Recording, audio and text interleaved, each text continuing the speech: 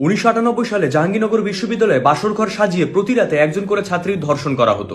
এভাবে 100 ধর্ষণ করার পরে বিশ্ববিদ্যালয়ে মিষ্টি বিতরণ করে উল্লাস করেছিল ক্ষমতাসীন দলের সোনার ছেলে জসিমউদ্দিন মানিক। এরও একটা বিচার হয়েছিল, কিন্তু ফাঁসি হয়নি। দিবালোকে রামদা দিয়ে রাস্তায় প্রকাশ্যে খাদিজাকে কুপিয়ে তার মাথা কয়েক ভাগ করে দিয়েছিল সিলেটের বদরুল। খাদিজার কপাল ভালো যে সে কোনো রকম ভাবে বেঁচে গেছে। বদরুলেরও একটা বিচার হয়েছে, তবে খুব বেশি কিছু হয়নি। 2018 সালে বরিশালের বানারীপাড়ায় মা মেয়েকে একসাথে ধর্ষণ করে পরবর্তীতে মাথা নেড়ি করে দিয়েছিল সেখানকার প্রভাবশালী তুফান। তুফানেরও একটা বিচার হয়েছে, কিন্তু ফাঁসি হয়নি।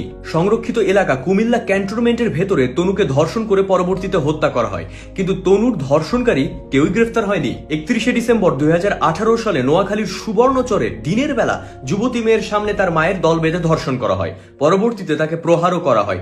17 কোটি মানুষের সাক্ষী হলো ধর্ষক রুহুল আমিনের ফাঁসির দাবি উঠলেও ফাঁসি কিন্তু হয়নি। কিছুদিন আগে ঢাকার এক আবাসিক এলাকাতে 7 বছরের শিশুকে ধর্ষণ করে শ্বাসরুদ্ধ করে মারা হয়।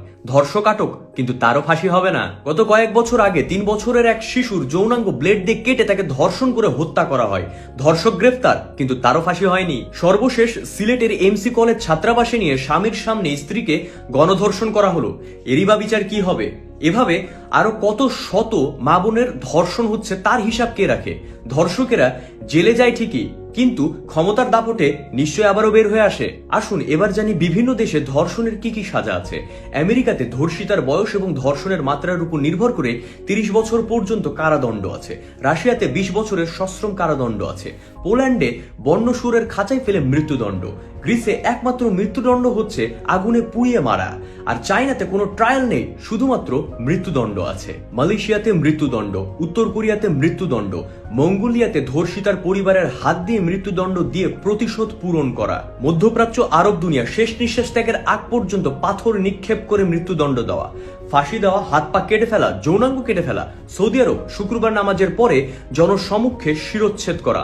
আফগানিস্তানে 4 দিনের মধ্যে গুলি করে হত্যা করা ধর্ষককে।